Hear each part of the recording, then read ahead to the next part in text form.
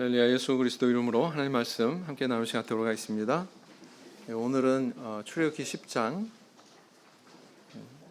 메뚜기와 흑암의 재앙에 대해서 살펴보는 시간입니다. 먼저 우리 하나님 말씀 같이 교독해 보실까요? 제가 먼저 읽겠습니다.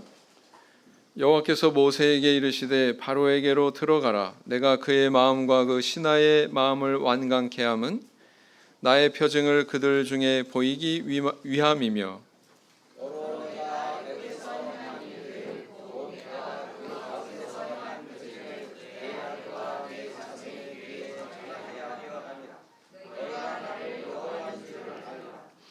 모세와 아론이 바로에게 들어가서 그에게 이르되 히브리 사람의 하나님 여호와께서 말씀하시기를 내가 어느 때까지 내 앞에 겸비치 아니하겠느냐. 내 백성을 보내라. 그들이 나를 섬길 것이라.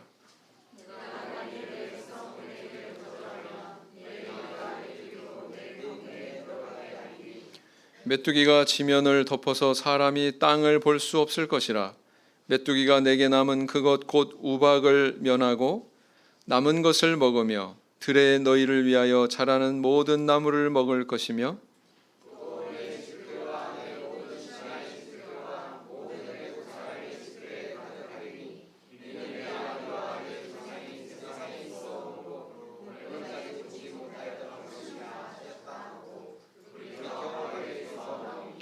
바로의 신하들이 그에게 고하되 어느 때까지 이 사람이 우리의 함정이 되리이까. 그 사람들을 보내어 그 하나님 여호와를 섬기게 하소서. 왕은 아직도 애굽이 망한 줄을 알지 못하시나이까 하고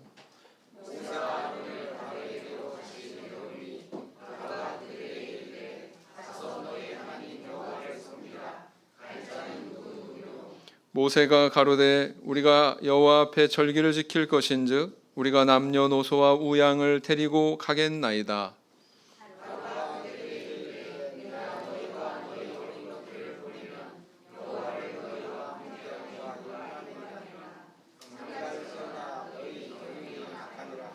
그는 불가하니 너희 남정만 가서 여호와를 섬기라. 이것이 너희의 구하는 바니라. 이에 그들이 바로 앞에서 쫓겨나니라.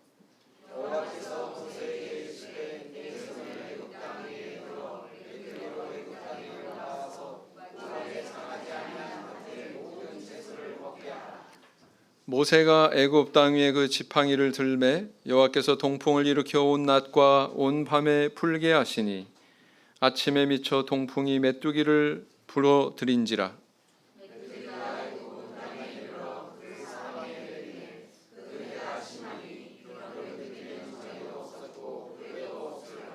메뚜기가 온 지면에 덮여 나름에 땅이 어둡게 되었고 메뚜기가 우박에 상하지 아니한 밭의 채소와 나무 열매를 다 먹었으므로 애굽 전경의 나무나 밭의 채소나 푸른 것은 남지 아니하였더라.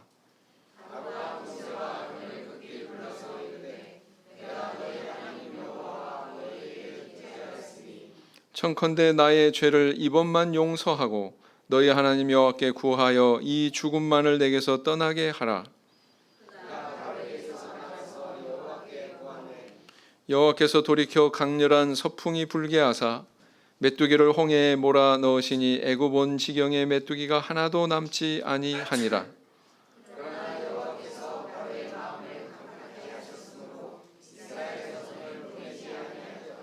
여호와께서 모세에게 이르시되 하늘을 향하여 내 손을 들어서 애굽 땅 위에 흑암이 있게 하라. 곧 더듬을 만한 흑암이리라.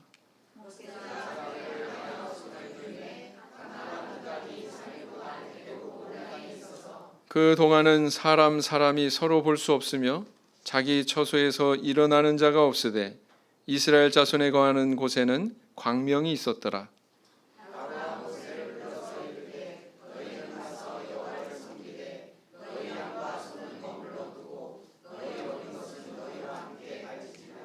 모세가 가로되 왕이라도 우리 하나님 여호와께 드릴 희생과 번제물을 우리에게 주어야 하겠고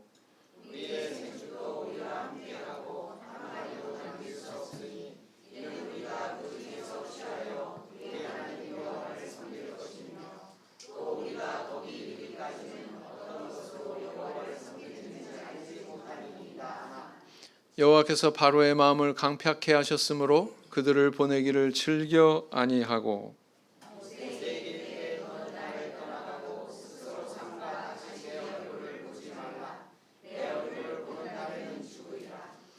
같이 읽겠습니다. 모세가 가로되 왕의 말씀이 옳으니이다. 내가 다시는 왕의 얼굴을 보지 아니하리이다. 예. 자, 이제 열 재앙의 이제 막바지에 다다르게 되는데요. 이미 이제 7 재앙을 통해서 애굽에 굉장히 그 치명적인 그런 상처를 안겼음에도 불구하고 여전히 바로는 태도의 변화가 있습니까? 없습니까? 예. 약간의 변화는 있죠. 근데 이스라엘 백성들을 보내지 않겠다고 하는 그 본래의 뜻은 전혀 요지부동이었다라는 것입니다.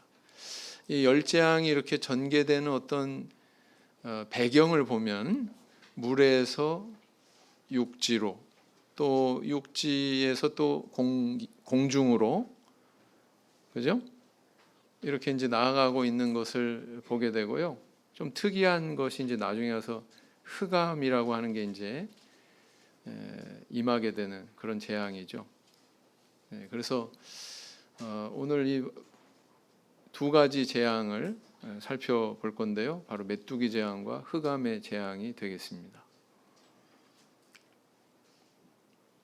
본문을 잘 읽으셨는지 한번 볼까요? 하나님이 애굽에 내리신 열 재앙 10장에서 나타난 2가지 재앙은 어떤 재앙인가? 방금 말씀드린 대로 메뚜기 재앙과 흑암의 재앙. 메뚜기 재앙 전에 무슨 재앙이 있었어요? 우박의 재앙이 있었습니다. 우박을 맞아가지고 곡식들이 막 다 상했는데 어떤 밭도 다 어떻게 됐어요? 쑥대밭이 됐어요. 그죠? 쑥대밭이. 그런 가운데 그 메뚜기가 와서 또 다 먹어버리는 그런 재앙을 당하게 된다라는 것입니다. 그래서 애굽에 완전히 초토화되는 그런 상황을 우리가 상상해 볼 수가 있죠. 그 다음에 이제 흑암의 재앙이 임하는데 이거 지금 여기까지 9개 재앙이 다 나오는 거죠. 외우고 계십니까? 그래서 제가 전에 가르쳐 드린 대로 첫 자를 이렇게 다 초성을 따가지고 그렇게 외우시면 쉽습니다. 피게이파, 악도구, 그다음 매흑, 장 이렇게 넷, 셋, 둘, 하나 이렇게 다 합하면 10개잖아요, 그죠? 여기에서 이제 그 첫 번째 재앙과 마지막 재앙은 굉장히 상호간에 연관성이 있는 그런 재앙이다 이렇게 전에 말씀을 드렸던 적이 있습니다. 왜 피의 재앙을 내렸겠어요? 왜 뭐 꾸정물로 변하고 뭐 그죠? 흙탕물로 변하고 그게 아니라 피로 변했단 말이에요. 그것은 바로 애굽의 바로 왕이 저지른 그런 죄악에 대한 하나님의 준엄한 물음이다. 어떻게 보면 이렇게 말씀을 드렸죠. 그 하수에 많은 아기들을 던져서 죽게 한 그런 죄악에 대한 하나님의 어떤 준엄한 책임을 묻는 그런 과정이었다 이렇게 볼 수가 있는데, 그리고 마지막 재앙이 이제 장자가 죽는 재앙이잖아요. 죽음으로써 그 아기 무수히 많은 아기들을 죽인 그 책임에 대해서 죽음으로써 그것을 되갚으시는 보복하시는 그런 그 내용을 연결시켜 볼 수 있다 이렇게 말씀드렸습니다. 근데 이 흑암의 재앙도요 어찌 보면 이렇게 볼 수가 있습니다. 복선이 되는 그런 재앙이다. 흑암은 본래 죽음을 의미하거든요. 그런데 이 흑암의 재앙이 임한 다음에 그 다음에 이어지는 재앙이 뭐예요? 장자의 재앙, 장자 죽음의 재앙이었다라는 겁니다. 그렇게 이런 재앙들의 관계를 연관지어 볼 수 있다. 왜 메뚜기 재앙이냐? 우박이 다 상해를 못 입힌 것에 대한 남은 것을 다 그냥 먹어버리게 하는 그런 의미에서, 흑암은 또 장자 재앙과 연결이 되는 그런 차원에서 볼 수가 있다라는 것입니다. 그다음 두 번째, 메뚜기 재앙이 임하기 전에 애굽의 형편에 대한 바로의 신하들의 평가는 어떠했는가? 지금 다운을 7번 당했어요. 7번 얻어맞았습니다. 그러고 나서 애굽이 어떠했을지 바로의 신하들은 이렇게 평가했죠. 애굽이 이미 망했다. 이렇게 이제 바로 왕한테 이렇게 아뢰지 않습니까? 근데 이거 인정 안 하죠. 바로 왕은. 네. 그다음 세 번째, 바로가 이스라엘 백성들이 여호와께 제사를 드리러 가도록 허락한 조건은 무엇이었는가? 그러니까 메뚜기 재앙 전에, 그죠? 메뚜기 재앙 전에 어떤 조건을 제시했어요? 가기는 가라. 그런데 너희 남정만 가라. 남자들만 가. 그래서 제사 지내라. 이렇게 이야기합니다. 그러면 누가 남아 있는 거예요? 네. 아이들, 그 다음에 가축들. 네. 네 번째, 흑암의 재앙이 임했을 때 이스라엘의 형편은 어떠했는가? 23절에 보니까 여전히 다른 몇 재앙과 같이 이스라엘 백성들은 해가 있었어요? 없었어요? 해 받는 게 있었어요? 없었어요? 없었다. 예. 성경에 기록하기를 이스라엘 자손들이 거하는 곳에는 광명이 있었다. 이렇게 얘기하고 있습니다. 이스라엘 자손들이 거한 땅의 그 지방 이름을 기억하고 계십니까? 어디였죠?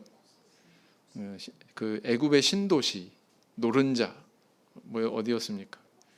고센 땅이었죠. 네.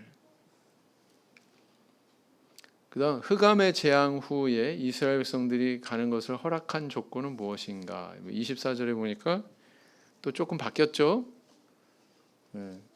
야, 그 애들까지 다 너희 아녀자들 뭐 애들까지 다 데리고 가기는 가는데 뭘 남겨라? 네. 양과 소는 머물러 두라. 너희 어린 것은 자녀들은 같이 데리고 가라. 이렇게 얘기했다는 것입니다.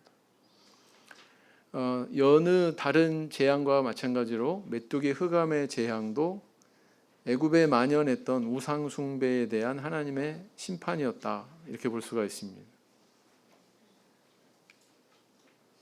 그래서 메뚜기 재앙은 곡물의 신 셋, 그다음 메뚜기 재앙을 막는 신 세라피스에 대한 하나님의 심판이었다. 어떤 힘을 썼어요? 이 우상들이 어떤 힘을 썼습니까? 전혀 무용했다. 아무런 영향을 또 미치지 못했다라는 것을 하나님께서 보여주신 것이죠. 그 다음 흑암의 재앙은 사실은 이게 굉장히 결정적인 그런 재앙이었다 이렇게 볼 수가 있습니다. 자, 흑암에 반대되는 개념은 광명이고 빛이잖아요. 그런데 태양의 태양이 아니라 애굽의 가장 높은 신의 이름이 바로 태양신 라 또는 레입니다. 라라고 하기도 하고 레라고 하기도 하고, 그리고 여신이 있어요. 세케트라고 하는 여신이 있고, 또 호루스 하늘의 여신 룻, 또 하토루, 이런 신들이 있습니다. 이런 신들과 관련된 재앙이 바로 흑암의 재앙이었다 이렇게 볼 수가 있는 거죠. 근데 한번 생각해 보세요. 애굽 사람들은 바로 왕을 어떤 존재로 여겼냐면 태양신 라의 아들이다 이렇게 여겼습니다. 근데 흑암의 재앙이 임했어요. 그것은 곧 태양의 신이 아무런 영향력도 발휘 못하는 그런 거짓 신이다라는 것을 밝힐 뿐만 아니라 누구의 권위도 짓밟아 버린 거예요. 바로 왕의 권위도 짓밟아 버린 거예요. 태양신의 아들이라고 웃기지 마라라는 거죠. 그래서 이 흑암의 재앙이 임했을 때 가장 바로 왕에게 두려움을 끼쳤다라는 것입니다. 그런 내용이 오늘 기록이 되어 있죠. 두려움을 그렇게 표현하는 말이 또 기록이 되어 있습니다. 그래서 흑암의 재앙은 바로 또 그런 의미가 있다라는 것입니다.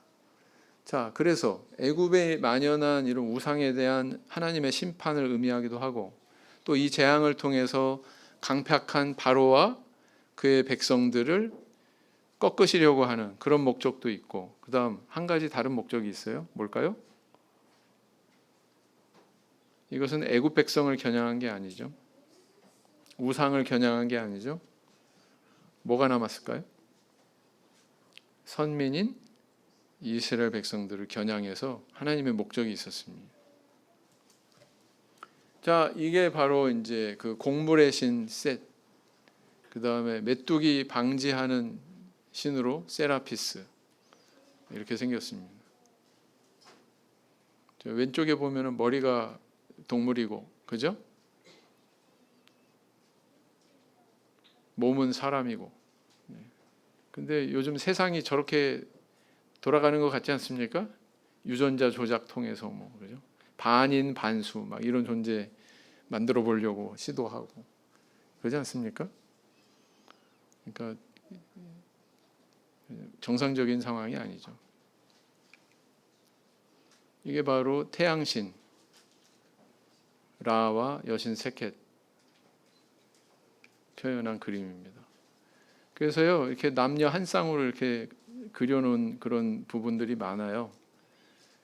이게 바로 그대로 어느 쪽으로 전이가 되냐면 바로 애굽의 바로 왕 그리고 그의 황후를 신으로 묘사하려고 하는 거예요. 신격화하려고 하는 거예요. 네. 그렇다. 자, 메뚜기 재앙이 얼마나 무서운지 동영상으로 한번 보시겠습니다.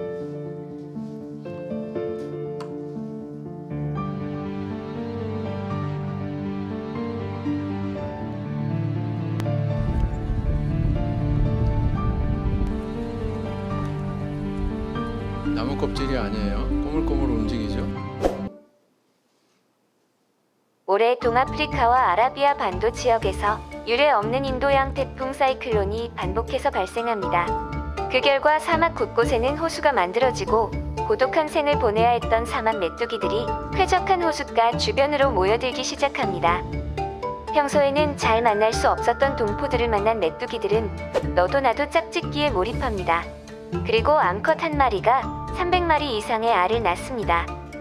원래 건조하고 척박한 풍토에 적응하기 위한 몸을 가졌던 사막 메뚜기의 알들은 갑자기 나타난 물, 그리고 풍부해진 식량을 섭취해 우량아로 자라면서 특별한 호르몬을 갖게 되고 결국에는 헐크와 같은 몸을 갖게 됩니다.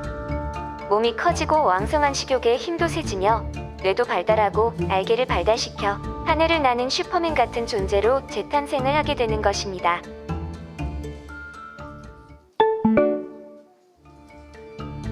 이제 우리가 알던 뛰어다니는 메뚜기가 아니라 장시간 하늘을 비행해도 끄떡없는 메뚜기 새로 변신을 하게 되는 것이죠.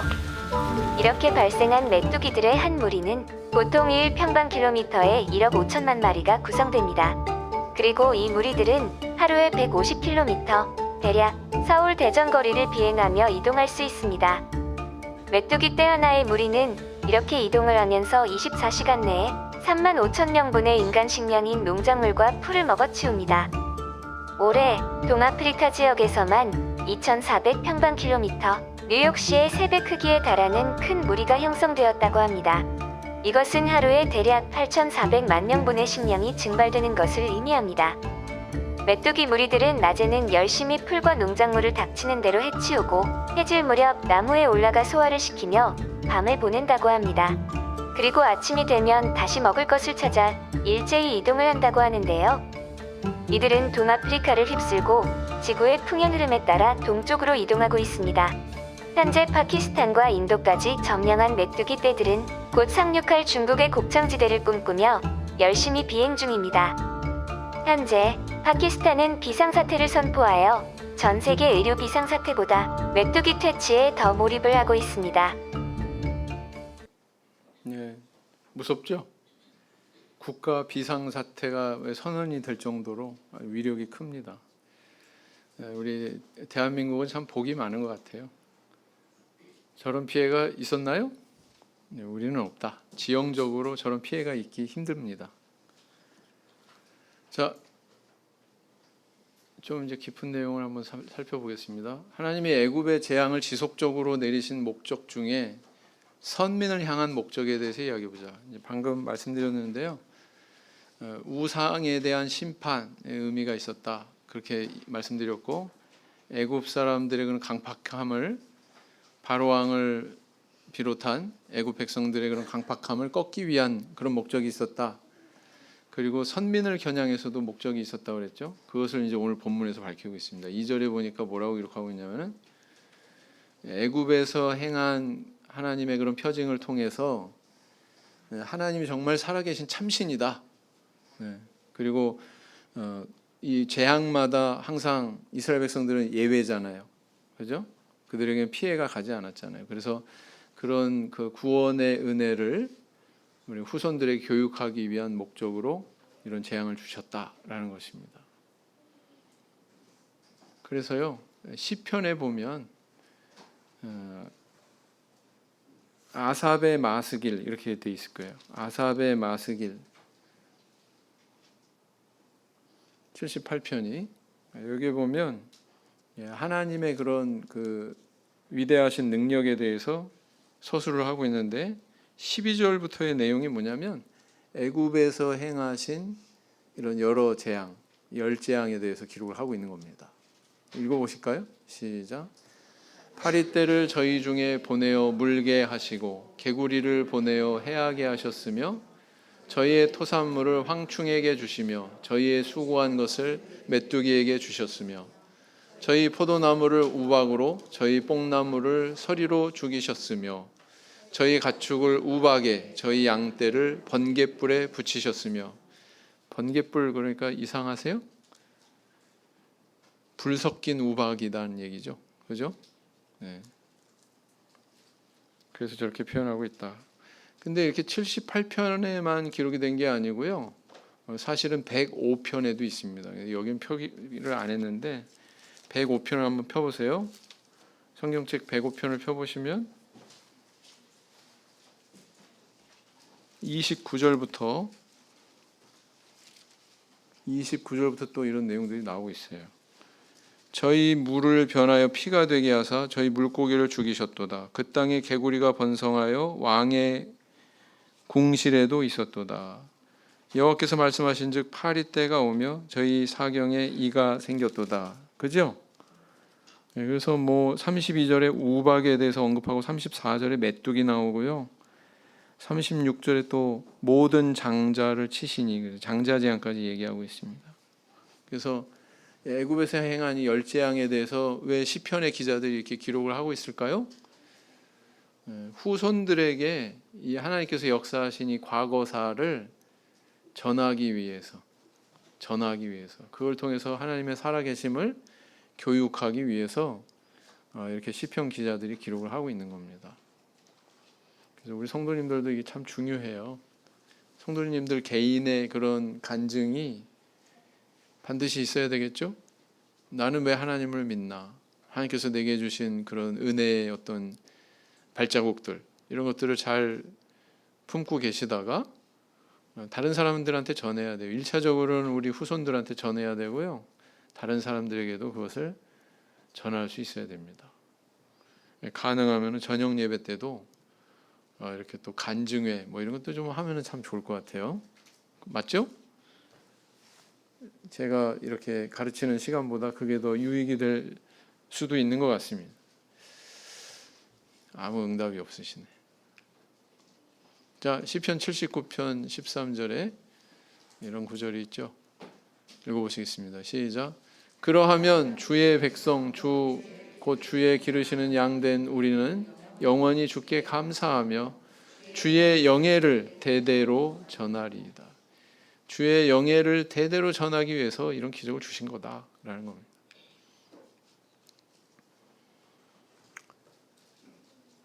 여호수아서에 보면은 이스라엘 백성들이 요단강을 건넌 다음에 그 요단강을 마른 땅처럼 이렇게 건넌 마치 그 홍해를 건넌 것 같은 유사한 기적을 체험하고서는 이스라엘 백성들이 한 일이 있습니다. 그 한 일이 뭐예요? 돌을 취해서 12지파 수대로 돌을 취해서 그것을 기념비를 세우죠. 기념비는 말 그대로 기념하다라고 하는 것은 기억하다라는 단어와 같습니다. 네. 왜 그것을 세웠어요? 기념하게 하기 위해서, 기억하게 하기 위해서 세운 거다라는 겁니다. 읽어보시겠습니다. 시작. 이것이 너희 중에 표징이 되리라. 후일에 너희 자손이 물어 가로되 이 돌들은 무슨 뜻이뇨 하거든 그들에게 이르기를 요단물이 여호와의 언약궤 앞에서 끊어졌었나니 곧 언약궤가 요단을 건널 때에 요단물이 끊어졌으므로 이 돌들이 이스라엘 자손에게 영영한 기념이 되리라 하라. 하나님 말씀이잖아요. 영영한 기념이 되리라 하라. 자, 메뚜기 재앙의 피해 정도를 보여주는 사실에 대해서 나열해 보자 그랬습니다. 14절 15절 보니까 어느 정도였어요? 애굽의 지면을 덮어서 땅을 볼 수 없었다. 땅을 볼 수 없으면 다 뭘 봤다는 얘기예요? 메뚜기를 봤다는 얘기죠. 얼마나 많은지. 아까 그 동영상 보니까 그럴만 하죠? 나무에 그렇게 꼬물꼬물 붙어 있는 게 전부 다 사실은 나무 껍질이 아니고 메뚜기였습니다. 애굽에 약 2,500 평방킬로미터, 평방킬로미터는 가로 세로 곱했을 때에 2,500km 평방킬로미터 넓이를 얘기하는 거죠. 그 이상으로 추정이 되는 토지에서 우박에 상하지 않은 채소와 나무 열매를 다 메뚜기가 먹었다라는 것입니다. 완전히 이게 결정타가 된 거죠. 더 남아 있는 게 있을까요? 아마 없었을 겁니다. 정말 완전히 초토화시켜버린 그런 재앙이었다 이렇게 볼 수가 있습니다. 메뚜기의 재앙 전과 흑암의 재앙 후에 바로 왕이 모세와 아론에게 제시한 허락의 조건 내용을 비교해서 이야기해 보자 그랬어요. 메뚜기 재앙 전에는 남정만 가라, 남자들만 가. 자녀와 가족은 남기라는 뜻이죠. 가축도 남기고. 근데 흑암의 재앙 후에는 가축 남기고 사람들만 가 이렇게 바뀌었다는 것입니다. 근데 사실은요, 사람들만 광야에 가면 가축 없이 생활할 수 있어요, 없어요? 없습니다. 사실은 가지 말라는 말하고 똑같은 거예요. 사실은. 그러니까 태도의 변화가 사실은 본질적으로 없었다. 본질적으로는 없었다라는 것입니다. 왜냐하면 말도 안 되는 조건을 제시하니까 보내고 싶지 않은 거죠. 부러워하는 거죠. 자, 재앙이 있음에도 불구하고 이스라엘 백성을 보내지 않고 조건을 내세우는 바로를 통해 교훈 받을 수 있는 사실을 이야기해 보자. 재앙이 있어요. 아주 초토화됐어요. 망했어요. 이제 망했는데 그 망한 상태에서 또 다시 한번 메뚜기가 또 쓸고 지나갔는데도 이렇게 조건을 내세우는 그 바로를 통해서 우리 뭘 할 수 있어요? 야, 참 강팍한 사람은 참 질기다. 이 바로 왕은 누구를 상징합니까? 이 세상의 임금, 마귀를 상징하고 있다. 이렇게 볼 수가 있습니다. 근데 타협이 돼요, 안 돼요? 타협이 안 돼요. 타협의 대상이 아니라는 거예요. 마귀는 타협할 수가 없어요. 그리고 워낙 반치광이기 때문에 아무리 그 스포츠 잘하는 사람일지라도 격투 그런 종목들이 있잖아요. 유도니 태권도니 뭐니 뭐 이런 게 많아, 이런 것들을 많이 배운 사람일지라도 반치광하고 싸우면은 반치광이 이긴답니다. 어디서 어떻게 공격할지 모르죠. 그죠? 전혀 예측 불허죠. 근데 뭘 배운 사람은 이게 딱 수가 뻔하다는 거죠. 다 밝혀진 거란 말이죠. 그런 것처럼 마귀는 이렇게 숨은 괴계가 있기 때문에 어떻게 반칙하면 이긴다라는 걸 알기 때문에 그런 것에 대해서 우리가 깨닫기 어렵다. 그러니까 타협의 대상이 아니다. 그러니까 속지 말아라라는 것입니다. 그래서 집에도 이렇게 거짓말하는 사람 있잖아요, 그죠? 불신 가족이 있는 집에 있습니다. 우리는 다 거의 믿음의 가족이기 때문에 거짓말 들어본 적이 별로 없을 것 텐데 결코 호락호락하게 뭐 허락해주지 않고 뭐 툭 하면 조건 제시하고 그러면서 교회 가는 거 방해하고 믿음의 길 방해하는, 꼭 바로왕 같이 하는 그런 사람이 있어요, 없어요? 네. 타협의 대상이 아닙니다. 네. 단호하게 해야 됩니다. 단호하게. 읽어보실까요? 아브라함이 애굽에서 어떠했는지, 애굽의 바로왕과 어떠했는지. 창세기 12장 16절 읽어보겠습니다. 시작. 이에 바로가 그를 인하여 아브라함을 후대함으로 아브라함이 양과 소와 노비와 암수 나귀와 약대를 얻었더라. 아내 팔고서 뭐 얻었어요? 재물 얻었어요. 그죠? 자, 13장 1절 2절.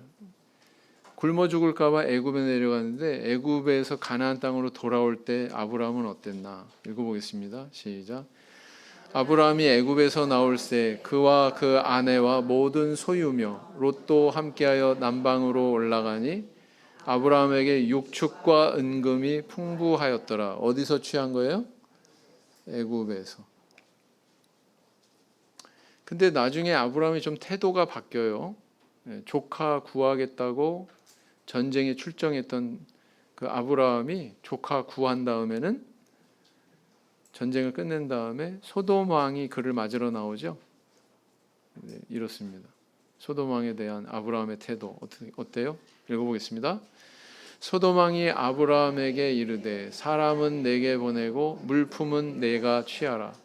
아브라함이 소돔 왕에게 이르되 천지의 주제시오 지극히 높으신 하나님 여호와께 내가 손을 들어 맹세하노니 내 말이 내가 아브라함으로 치북해 하였다 할까 하여 내게 속한 것은 물론 한 실이나 신들매라도 내가 취하지 아니하리라. 소돔 왕하고 타협했어요, 안 했어요? 타협 안 했죠.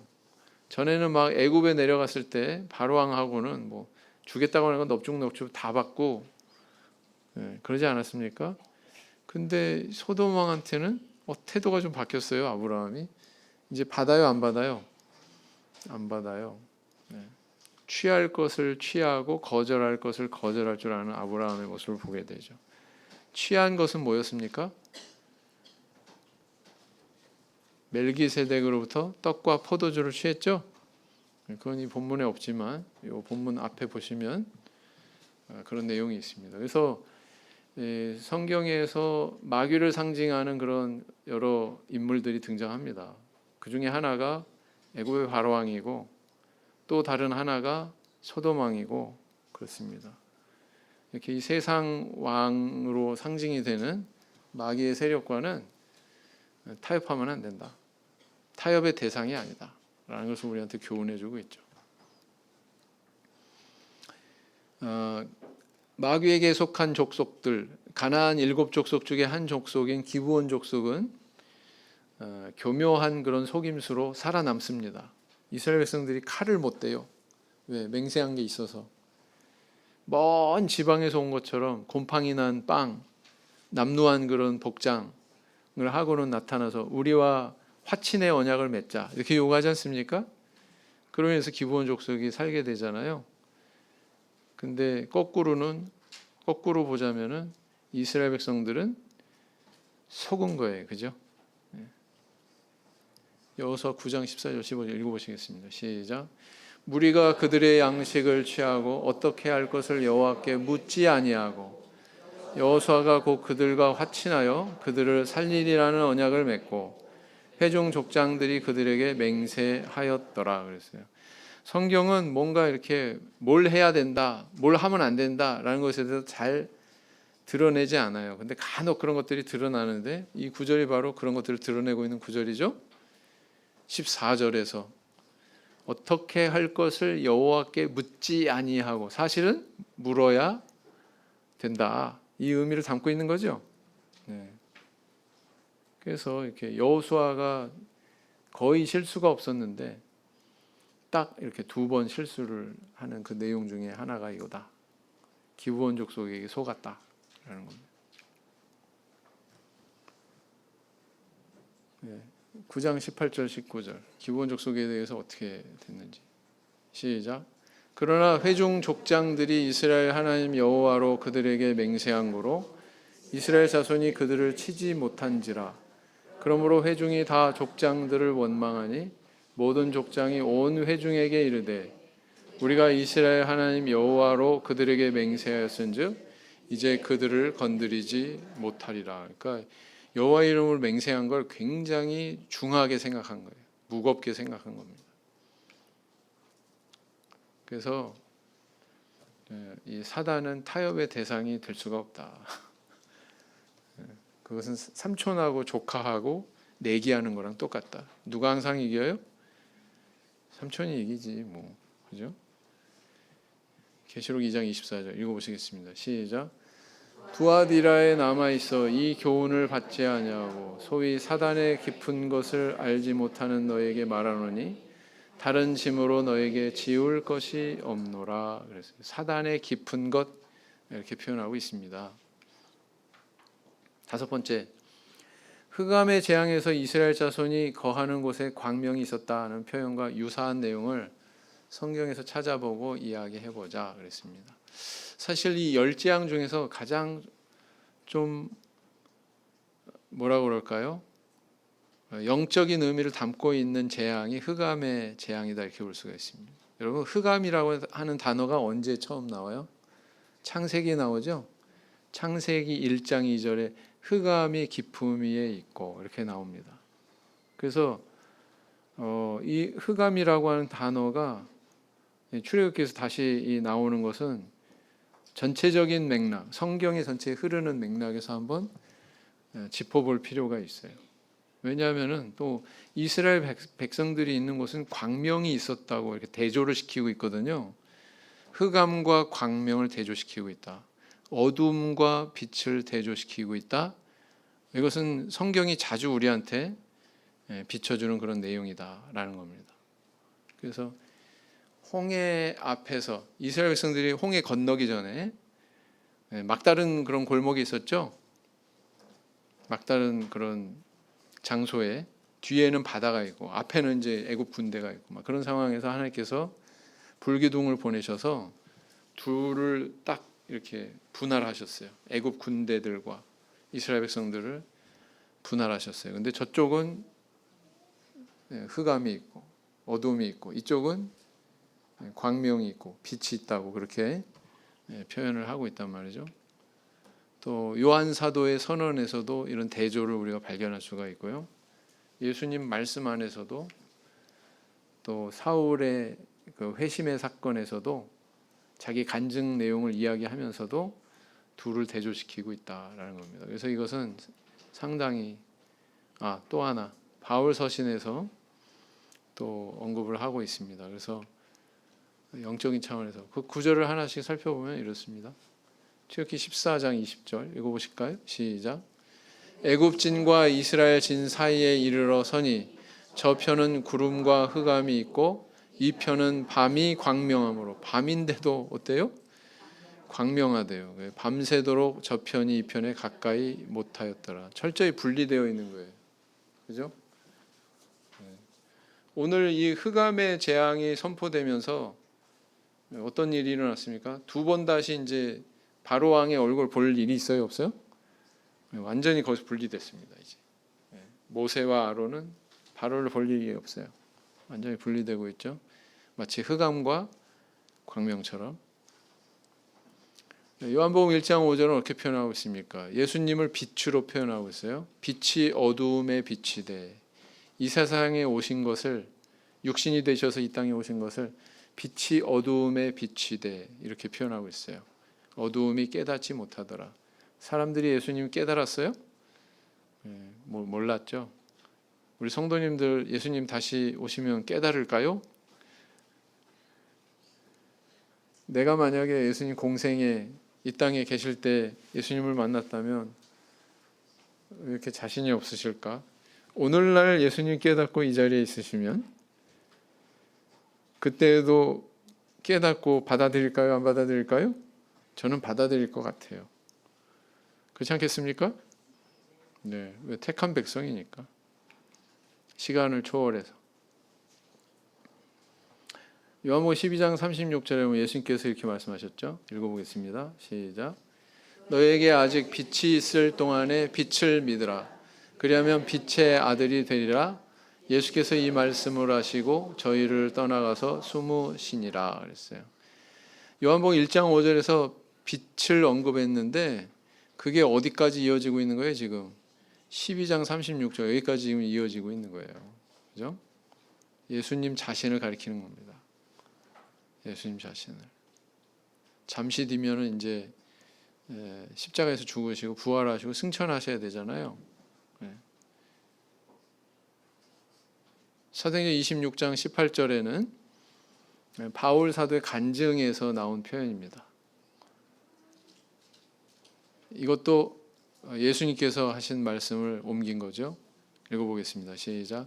그 눈을 뜨게 하여 어두움에서 빛으로 사단의 권세에서 하나님께로 돌아가게 하고 죄사함과 나를 믿어 거룩해 된 무리 가운데서 기업을 얻게 하리라 하더이다. 그랬어요. 예수님께서 바울 사도한테 한 말을 옮긴 겁니다. 자, 에베소서 5장 8절 바울 사도가 또 이야기하죠. 시작. 너희가 전에는 어두움이더니 이제는 주 안에서 빛이라. 빛의 자녀들처럼 행하라. 이렇게 이야기하고 있습니다. 그래서 전체적인 내용은 바로 이런 대조를 통해서 영적인 교훈을 주고 있다. 우리는 어디에 속한 자들이에요? 빛에 속한 자들이다. 광명에 속한 자들이다.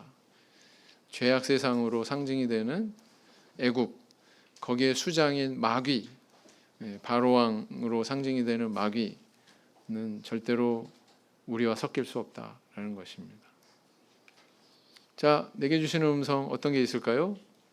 내가 의지하고 신뢰했던 세상의 것의 헛됨을 체험한 적이 있는가? 여러분, 세상 거는 다 메뚜기가 먹어버리고 우박이 다 망가뜨려 버리고 그럴 수 있죠. 앞으로 이제 기상이변 현상이 더 심화될 텐데, 야, 어제까지만 해도 내가 소중히 여기던 자동차, 내가 정말 소중히 여기던 저 근사한 집, 전부 다 한순간에 쓰레기로 변하는구나. 보게 되죠?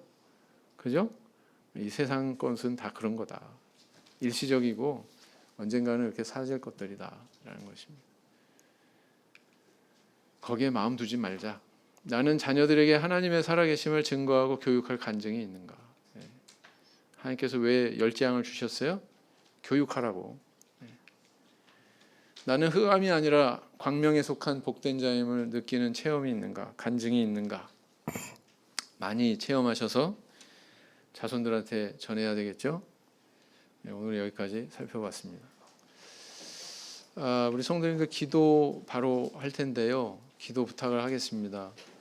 굉장히 지금 어렵게 세례식을 진행해야 되는 상황에 있습니다. 대상자는 최여임 모친 이경추 집사님 어머님이시고요. 지금 이제 그 가래 같은 걸 스스로 뱉어내지 못하기 때문에 구멍을 뚫고 석션, 다시 말해 이렇게 빨아내는 거죠. 빨아내는 걸 위해서 구멍을 뚫고 작은 장치를 여기다 달고 계셔요. 그거는 의사만 손대지 우리가 손댈 수 없는 겁니다. 그러니까 이걸 이렇게 싸고 물에 들어가면 싸야 돼요. 물 한 방울이라도 여기 들어가면 안 됩니다. 그러니까 완전히 이렇게 그 밀폐를 시켜야 되는 상황이고요. 또 이제 코에는 이렇게 유동식을 집어넣는 호수가 이렇게 연결이 돼 있어요. 호흡은 또 이렇게 뭐 콧구멍은 열려 있으니까 이제 호흡은 그쪽으로 하시지만 또 한쪽으로는 이렇게 음식물을 넣는 그런 호수가 또 들어가 있습니다. 그것도 역시 잘 이렇게 싸서 물이 들어가거나 오염되지 않도록 이렇게 해야 되고 그런 상황에서 좀 세례식을 해야 됩니다. 몸을 가누기도 힘든 분이세요. 그래서 우리 하나님께서 또 이렇게 지금 굉장히 얼마 남지 않으신 것 같다 이렇게 전부 다들 생각을 하고 있는데 우리 하나님께서 인도해 주시기를 위해서 기도해 주시기 바랍니다. 내일 이틀 동안 비가 많이 온다는데 하나님께서 또 역사해 주셔야 되겠죠? 그래서 다 같이 기억하시고 기도해 주시기 바랍니다. 기도하겠습니다.